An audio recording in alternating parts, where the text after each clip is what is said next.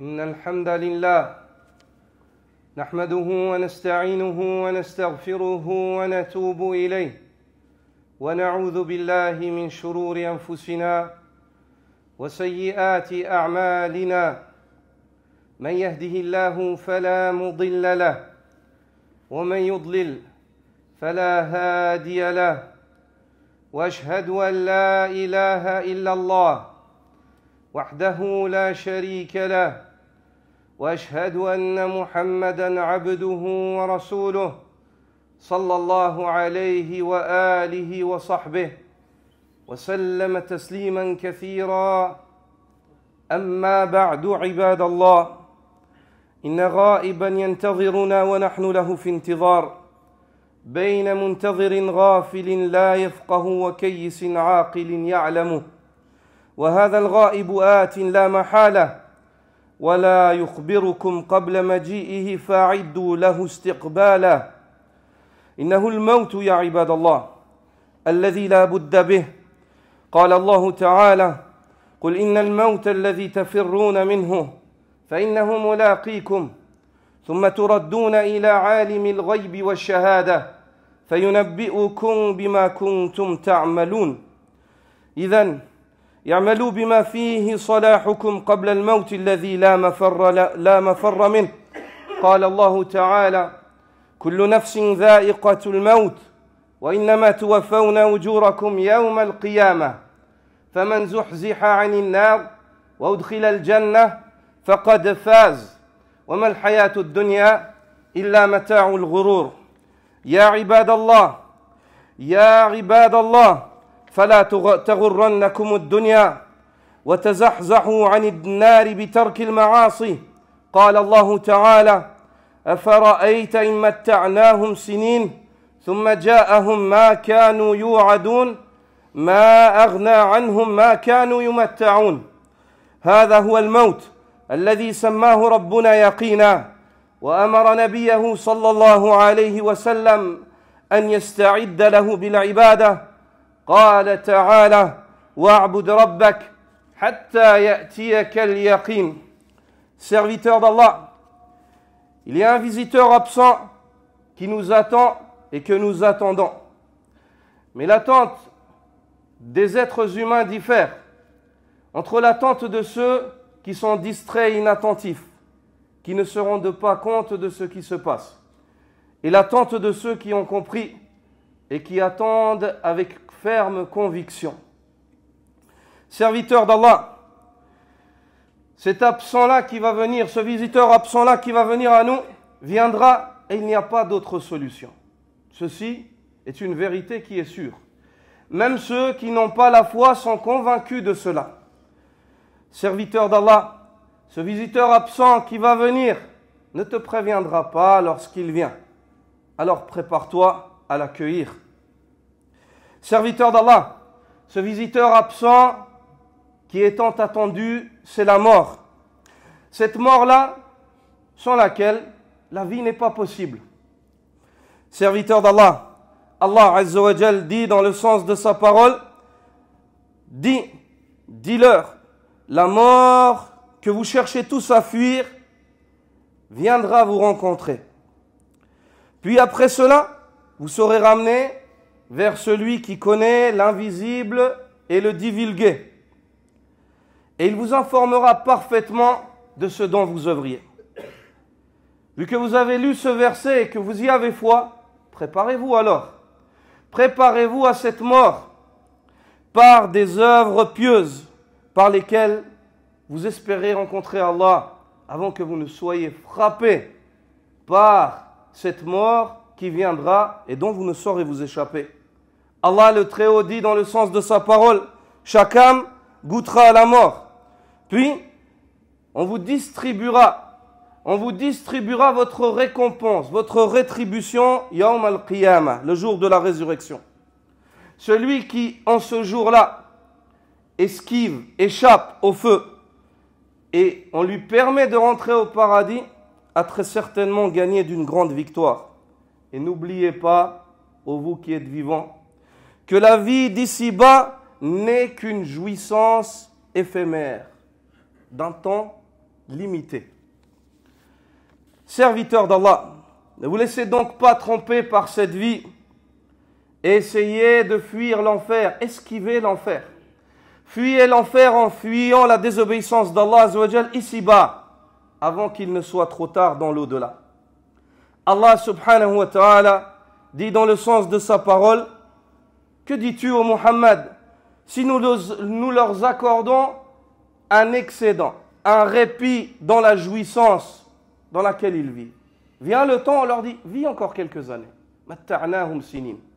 Thumma ja'ahum ma kanu yu'adun. Puis après cela, il leur viendra, quoi qu'il en soit, ce qui leur a été promis. Le fait qu'ils quittent le dunya et qu'ils se séparent de ce qu'ils ont. À ce moment-là, quelle utilité vont-ils tirer des jouissances qui leur ont été accordées? Leur argent, leurs femmes, leurs biens, leurs propriétés, leurs maisons, leurs voitures, leurs diplômes. De quoi est-ce qu'ils espèrent tirer utilité en ce jour-là, si ce n'est de l'obéissance d'Allah subhanahu wa ta'ala, seul, unique et sans associé. اعلم رحمك الله أن الأعمار والآجال بيد الله سبحانه وتعالى فقد قال الله عز وجل لكل أجل كتاب وقال تبارك وتعالى وما تدري نفس بأي أرض تموت. Sache qu'Allah te fasse miséricorde, que la longévité des hommes est entre les mains d'Allah subhanahu wa ta'ala. Ceci est un décret prescrit. Allah Azza wa Jal a prescrit à tout un chacun d'entre nous, lorsque nous étions dans le ventre de nos mères, combien de temps nous allons vivre. Ceci est une chose qui a été décrétée. C'est un décret irrévocable. Allah Azza wa Jal l'a décidé, celui qui nous a créés. Allah subhanahu wa ta'ala dit Likulli ajalin kitab. Et à chaque terme, il y a son décret. Quand est-ce qu'il va arriver? Ceci a été décrété. Et Allah subhanahu wa ta'ala dit وَمَا تَدْرِي نَفْسٌ بِأَيِّ أَرْضٍ تَمُوتُ.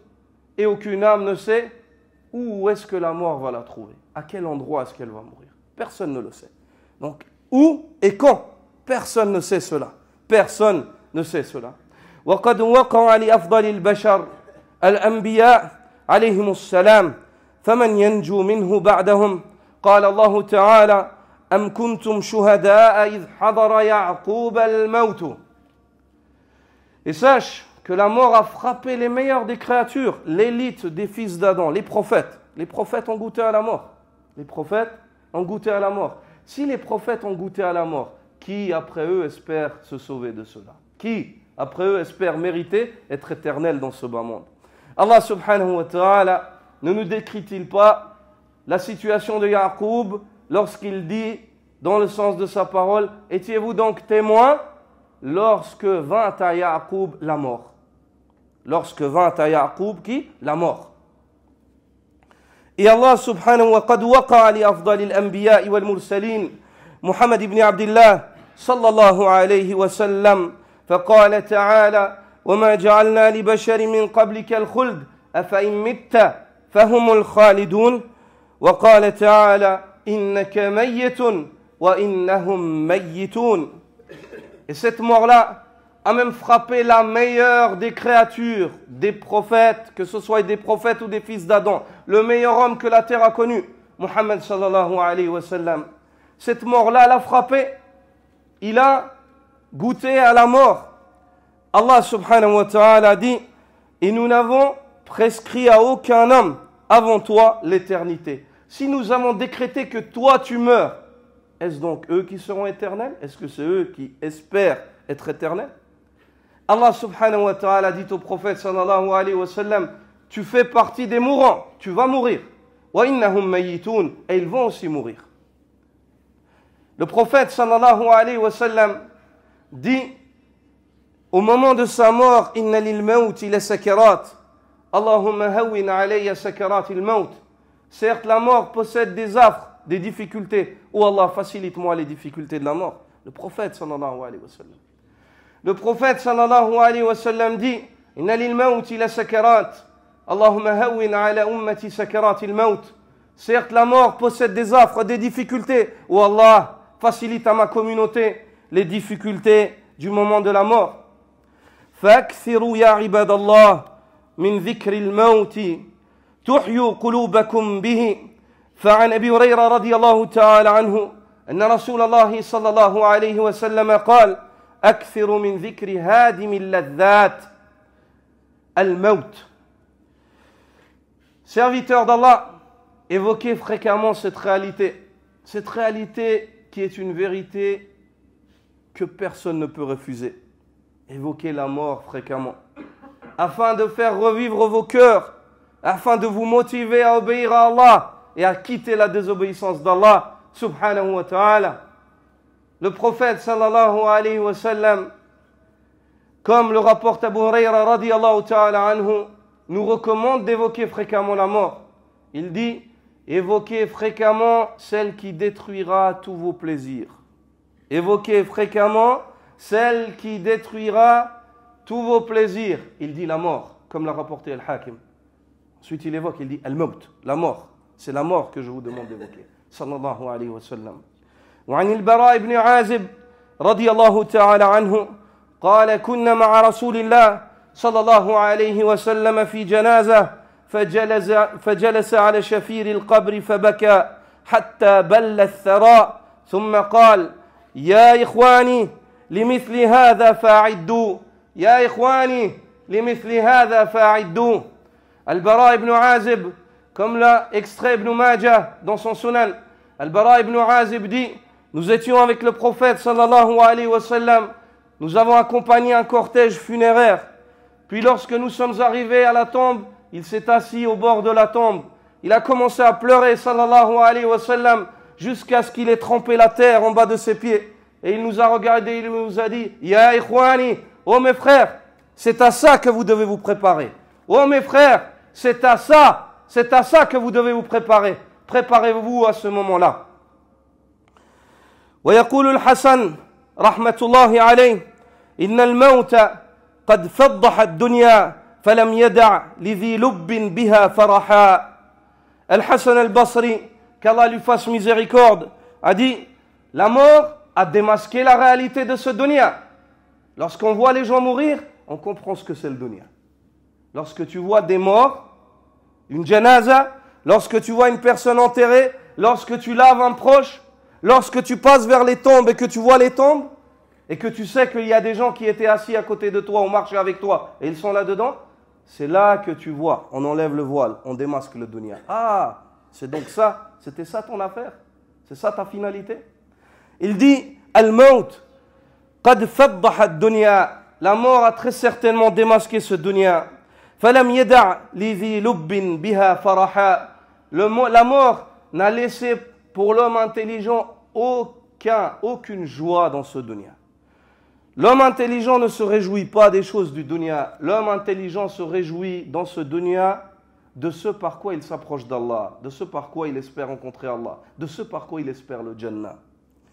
Il est rapporté ويقول مطرف ابن عبد الله إن هذا الموت قد أفسد على أهل النعيم نعيمهم فالتمسوا نعيما لا موت فيه لقد أمن أهل الجنة الموت فطاب لهم عيشهم وأمنوا الأسقام فهنيئا لهم طول مقامهم. Et le grand savant Mutarrif rahmatullahi alayh a dit, sachez que la mort a corrompu les délices et les désirs des gens du dunya. La mort, elle a détruit les plaisirs des gens du dunya. Quand ils savent, le riche, quand tu lui dis tu meurs à tout moment, tu quittes ça. L'homme qui possède des terrains, qui possède le royaume, et tu lui dis à tout moment, tu quittes ça. Allah Azza wa Jal, il ôte ton âme. Tu quittes ce dunya. Tu détruis son plaisir. Tu lui détruis. Il ne peut plus avoir de plaisir sur ça. Il dit, évoque-moi tout sauf ça. Pourquoi ? Parce que tu lui détruis sa shahwa. Tu lui détruis son désir de cette chose-là. Parce qu'il se dit, à tout moment, je peux la quitter. Elle n'est plus à moi. Elle n'est pas à moi, en fait, réellement. Pour ça que mon Mutarrif dit, certes, la mort, la réalité de la mort a détruit les plaisirs, les désirs des gens et leurs plaisirs. فَالْتَمِسُوا نَعِيمًا لَا مَوْتَ فِيهِ. Lorsque vous avez compris cela, dit-il, recherchez donc un délice dans lequel il n'y a pas de mort. Recherchez des plaisirs dans lesquels vous n'allez pas mourir. Quels sont ces plaisirs-là, si ce n'est ceux de l'au-delà et du paradis, ya ikhwati? Quels sont ces plaisirs si ce n'est ceux du Jannah? Puis il dit, لَقَدْ أَمِنَ أَهْلُ الْجَنَّةِ الْمَوْتِ فَطَابَ لَهُمْ عِيشُهُمْ. Les gens du paradis se sont mis à l'abri de la mort. Quand ils seront au Jannah, il n'y a plus de mort. C'est pour cela que leur vie est belle.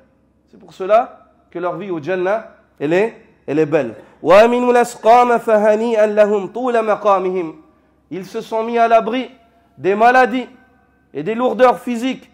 C'est pour cela que nous les félicitons pour cette destination qu'ils ont acquis. هَنِيئًا لَهُمْ طُولَ مَقَامِهِمْ. Tout le long, ils vont rester pour l'éternité. Félicitations aux gens du paradis. Ils ont compris. Ils ont gagné le Jannah en se détachant du dunya. وقد صدق الشاعر إذ يقول تزود من التقوى فإنك لا تدري إذا جن ليل هل تعيش إلى الفجر فكم من فتى أمسى وأصبح ضاحكا وقد نسجت أكفانهم وهو لا يدري وكم من صغار يرتجى طول عمرهم وقد أدخلت أجسامهم ظلمة القبر وكم من عروس زينوها لزوجها وقد قبضت أرواحهم ليلة القدر وكم من صحيح مات من غير علة وكم من عليل عاش حينا من الدهر. Le poète a eu raison, rahimahullah, lorsqu'il a dit: fais tes provisions en matière de piété, car tu ne sais pas, lorsque la nuit arrive, est-ce que tu vas attendre le matin? Combien de jeunes hommes a passé son après-midi et s'est levé le matin en souriant? S'est couché en souriant et il s'est levé le matin en souriant. Alors que leur linceul était en train de se tisser, de se préparer. Et ce pauvre homme ne savait pas. Ce jeune homme, il rigolait, il souriait parmi les siens. Jouait avec ses amis. Il ne savait pas en fait que la mort, elle est proche à frapper. C'est bientôt son heure. Et combien de jeunes enfants, de tout petits enfants, on aurait tant espéré les voir grands. Et on les a vus, on a vu leur corps pénétrer dans les ténèbres de la tombe, alors qu'ils étaient tout petits. On les a mis dans le qabr. Combien? Penses-tu au petit enfant que tu vas absolument vivre pour toujours? Penses-tu au jeune garçon que tu vas vivre pour toujours? Penses-tu que tu es éternel? À tout moment, tu peux quitter le dunya. Reste obéissant, obéis à Allah. Sache que si tu quittes ce dunya en tant que croyant, wallahi, les gens pleurent autour de toi, mais toi tu seras heureux. Les gens pleurent autour de toi dans le dunya, car ils voient encore le dunya avec les yeux du dunya. Quant à toi, tu seras heureux. Il est rapporté qu'à l'époque d'Abu Ali al-Fudayl ibn Iyad, un homme a perdu son enfant parmi az-zuhad was-salihin. Et puis, beaucoup parmi les ulama du hadith ont essayé de le consoler. Et il ne se consolait pas. Il était triste. C'est difficile d'enterrer ton enfant de tes propres mains. Puis est venu Al-Fudayl ibn Iyad. Et lui a dit: Ma taqulu law kunta anta wa ibnuka fi sijnin wa sabaqaka ibnuka lil khuruj. Que dis-tu si toi et ton enfant vous êtes dans une prison et ton enfant sort avant toi de la prison? Hal tafrah ou tahzan? Tu seras heureux ou alors tu seras triste? C'est afrah, ya Aba Ali. Je serai heureux. Il a dit: Idhan alayka bil farah. Sabaqaka ibnuka min khuruj min sijn ad-dunya. Ton enfant t'a devancé dans la sortie de la prison du dunya. Il est sorti avant toi du dunya. Il a dit: Azaytani, azaytani. Il a dit: tu m'as consolé, tu m'as consolé. Tu m'as consolé, tu m'as consolé. Mais si tu regardes avec les yeux du dunya, tu ne peux pas, tu vas être triste. Sache que si tu es pieux et obéissant à Allah Azza wa Jal, seul Allah sait le bonheur que vit le croyant pieux qui espère en Allah, qui obéit à Allah Azza wa Jal au moment de la mort. Seul Allah sait. Et si on lui demande de revenir dans le dunya, il dira: jamais, abadan, jamais, jamais. Quand il voit ce que Allah subhanahu wa ta'ala lui a préparé. Inna alladhina qalu rabbuna Allah thumma istaqamu tatanazzalu alayhim al-malaika alla takhafu wa la tahzanu wa abshiru bil jannah allati kuntum tu'adun. Ceux qui disent Allah est notre Seigneur et s'accrochent à cela, les anges descendent sur eux. Ils leur disent: la takhafu, n'ayez pas peur, wa la tahzanu, ne soyez pas tristes. وَأَبْشِرُوا بِالْجَنَّةِ. On vous annonce, belle annonce du paradis. On vous fait belle annonce du paradis. Du paradis qui vous était promis. Ça, c'est la situation du croyant pieux qui obéit à Allah. À toi de choisir. À toi de choisir. Comme tu vis, si tu es sincère, comme tu vis, tu meurs. Si tu es sincère, comme tu vis, tu meurs. Si tu vis croyant, obéissant sincèrement, il se peut fortement que tu meurs ainsi. Et si tu meurs ainsi, alors tu as tout gagné. Tu as tout gagné, tu n'as rien perdu. Puis le poète dit, combien de jeunes enfants qu'on espérait voir grandir, et on attendait de les voir grandir, on les a vus nous-mêmes pénétrer leur corps, on a fait entrer leur corps dans les ténèbres de la tombe. Et combien de jeunes mariés, de femmes, alors qu'on l'a préparé pour sa nuit de noces, on l'embellissait, leurs âmes ont été ôtées, ils n'ont pas eu le temps de jouir de cette nuit-là, avant même que cela n'arrive. C'est-à-dire, avant même qu'ils ne puissent jouir du mariage. Et combien de personnes en bonne santé est mort sans aucune raison? Ça ne veut pas dire que tu es en bonne santé et que tu ne vas pas mourir. Et combien de personnes qui étaient malades, on attendait la mort, il a vécu encore très longtemps. Ne te dis pas, je suis en bonne santé, j'ai le temps. Ne te dis pas, je suis jeune, j'ai le temps. Qui te dit si tu deviendras un jour vieux? Et qui te dit si tu auras le temps de tomber malade? Il se peut que la mort te frappe avant même que tu tombes malade. والمطلوب من المؤمن هو الاستعداد للموت في كل وقت بالتوبة إلى الله وعمل الصالحات. فعن ابن عمر رضي الله عنهما أنه قال: كنت مع رسول الله صلى الله عليه وسلم فجاءه رجل من الأنصار فسلم على النبي صلى الله عليه وسلم ثم قال: يا رسول الله أي المؤمنين أفضل؟ فقال صلى الله عليه وسلم: أحسنهم خلقا. وقال الرجل: فأي المؤمنين أكيس أي أعقل؟ قال: فأكثرهم للموت ذكرا وأحسنهم لما بعده استعدادا أولئك الأكياس. قال صلى الله عليه وسلم: أولئك الأكياس. Donc ce qui est demandé aux croyants qui a conscience de cette réalité, c'est de se préparer à la mort en obéissant à Allah Azza wa Jal et en se repentant, en ne faisant pas tarder le repentir, en ne disant pas demain j'arrête ce haram, ça c'est haram, demain j'arrête, demain j'arrête ceci, demain je commence à faire la salat. Qui te dit qu'il y aura un demain pour toi? Qui t'a garanti que demain ça existe pour toi? Peut-être ça n'existe pas demain pour toi. Comme le rapporte Abdullah ibn Umar en disant que j'étais avec le prophète sallallahu alayhi wa sallam un jour, puis un homme parmi les Ansar est venu à lui et lui dit: ô messager d'Allah, quel est donc le meilleur des croyants? Il a dit: celui qui a le meilleur comportement, sallallahu alayhi wa sallam. Puis le Ansari continue et questionne: quel est donc le croyant qui est le plus perspicace, le plus intelligent, le plus éveillé d'esprit, le plus raisonnable? Il dit sallallahu alayhi wa sallam: c'est celui qui évoque le plus fréquemment la mort. Puis c'est celui qui se prépare à ce qu'il y a après la mort de la meilleure des manières. Le croyant intelligent, c'est celui qui se rappelle de la mort et qui se prépare pour ce qu'il vient après la mort. La tombe, Yawm al-Qiyamah, al-Hisab, le paradis, l'enfer, le pont. Il dit: Ulaika al-Akyas, sallallahu alayhi wa sallam. Ce sont ceux-là, ceux qui sont doués d'intelligence, qui sont perspicaces, éveillés d'esprit. Ce sont ceux-là qui raisonnent comme il faut. يقول الحسن رحمة الله عليه: اتق الله يا ابن آدم لا يجتمع عليك خصلتان سكرة الموت وحسرة الفوت. Al-Hassan al-Basri dit: crains Allah au fils d'Adam. Fais attention que ne se rejoignent pas en toi deux caractéristiques. Sakratul maut, les affres de la mort, que la mort te vienne, wa hasratul fawt, et le désolement d'avoir raté des choses. C'est-à-dire œuvre avant que tu sois désolé. N'attends pas d'être désolé au moment où tu vois l'ange ôter ton âme. Tu dis Subhanallah. Rabbi irji'un la'alli a'malu salihan fima tarakt. Oh mon Seigneur, ramène-moi. Peut-être je ferai des œuvres bien que j'avais omis de faire. Fais-les maintenant. Fais-les maintenant. Il est rapporté que l'un des salafs à Médine a accompagné une janaze avec un de ses compagnons, puis il a vu l'autre regarder dans la tombe pendant que la personne, elle était enterrée, l'ensevelissait.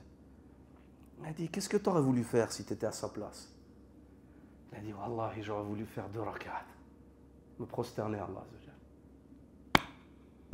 Il a tapé sur la poitrine, il a dit, va dans la mosquée, fais-les, tu es encore vivant. Rappelle-toi, chaque fois que tu te dis, qu'est-ce que j'aurais fait si j'étais mort? J'aurais fait ma salat. Fais ta salat, tarde pas. Fais ta sadaqa, tarde pas, attends pas. Attends pas le moment où tu seras là et tu regretteras. Tu dis, pourquoi j'ai pas fait ça? Pourquoi j'ai pas fait ça?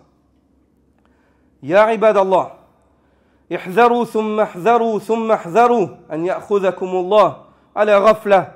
لا يأخذكم الله على ذنب فتلقونه ولا حجة لكم. Ô serviteurs d'Allah, prenez garde, puis prenez garde, puis prenez garde. Prenez garde qu'Allah Azzawajal ôte vos âmes alors que vous êtes en train de pécher.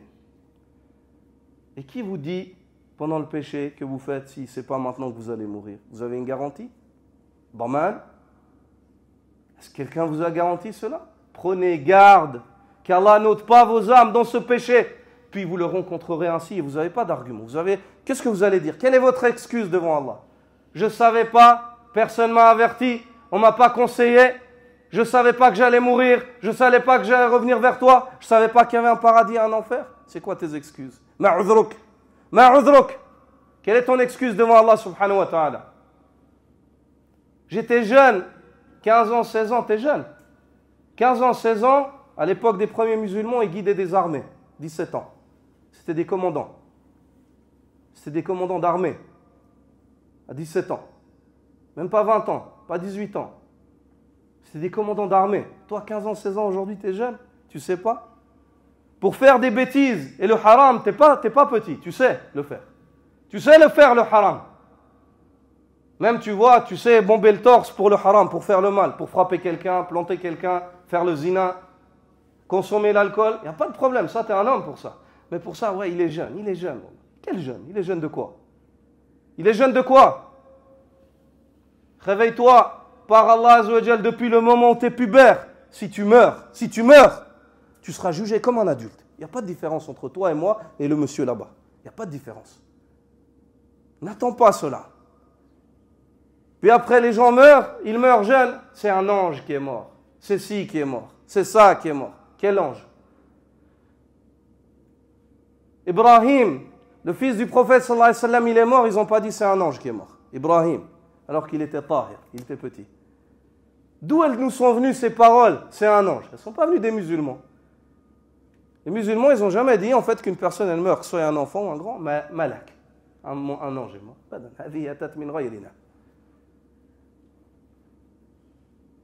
Regarde le ciel et on te verra et tu nous verras. Ça c'est encore pire, du shirk. Ayyuhal ikhwa, on perd des jeunes meurent. Ils meurent sans prière, sans salat. Ils meurent sans obéir à Allah. Ils meurent dans le haram ou en revenant du haram. Et nous on ne se réveille pas et on fait des messages pour mettre de la pommade et embellir. Ça c'est du kedeb, c'est du nifaq, c'est de l'hypocrisie. En islam, on n'embellit pas les tombes. Les tombes, on ne les embellit pas. Pourquoi? Limadha? Mal maqsoud al-shar'i wara hada. Quelle est la sagesse dans la charia, dans l'interdiction d'embellir la tombe?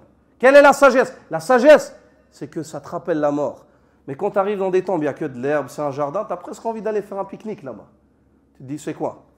Tu dis, c'est une tombe, il y a des gens qui meurent. Donc pourquoi est-ce que vous embellissez les choses? Non, c'est une tragédie, il faut se réveiller. Des paroles encore pires des fois. Le destin est dur. Ça veut dire, Allah Azzawajal. C'est les meilleurs qui partent en premier. C'est toi qui sais qui c'est le meilleur et qui c'est le moins pire. C'est pas juste. C'est pas juste. Tu dis à qui? À Allah, celui qui lui a donné la vie et qui donne la mort. Réveillez-vous, ayyuhal muslimin. Oh vous musulmans, réveillez-vous. Ne dites pas des choses que vous allez regretter si vous ne vous repentez pas. Vous allez fortement peut-être regretter si vous ne vous repentez pas. Allah. Réveillez-vous.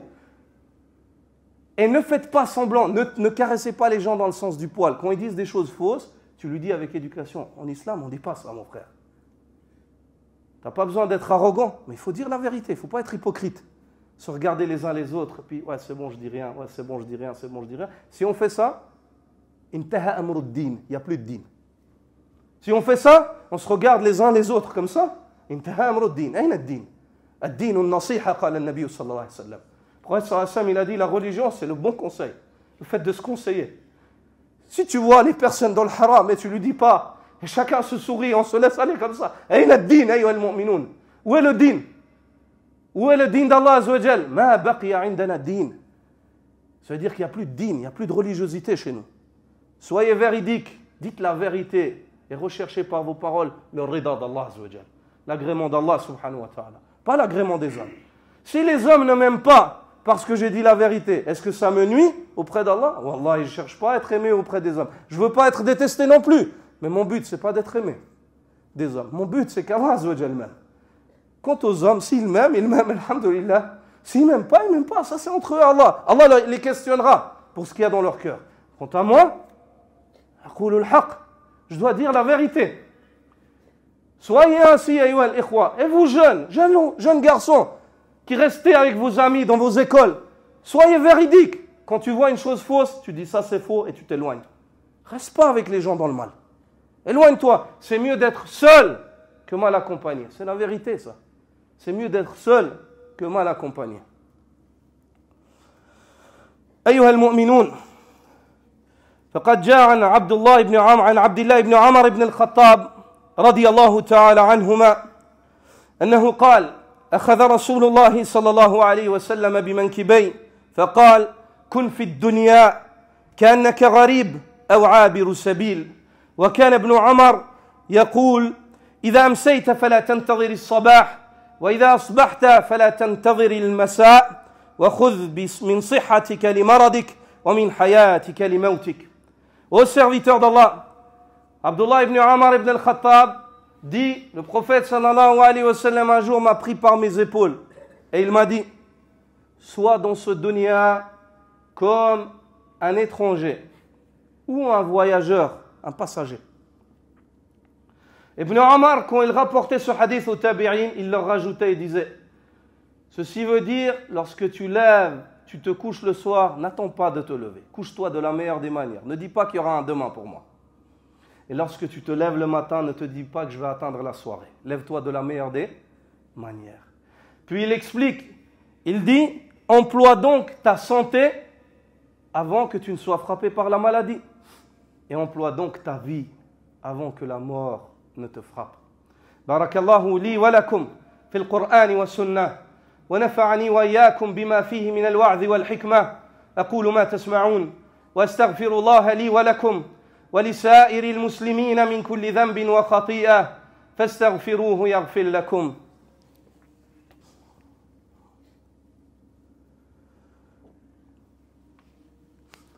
بسم الله والحمد لله والصلاة والسلام على أشرف خلق الله محمد بن عبد الله صلى الله عليه وآله وصحبه وسلم تسليما كثيرا أما بعد فتأمل اليوم هذه الآية واجعلها عنوان حياتك قوله تعالى قد أفلح من زكاها وقد خاب من دساها أي أفلح من كبرها وكثرها ونماها بطاعة الله وخاب من صغرها وحقرها بمعاصي الله فالنفوس الشريفة لا ترضى من الأشياء إلا بأعلاها وأفضلها وأحمدها عاقبة والنفوس الدنية تحوم حول الدناءات وتقع عليها كما يقع الذباب على الأقذار.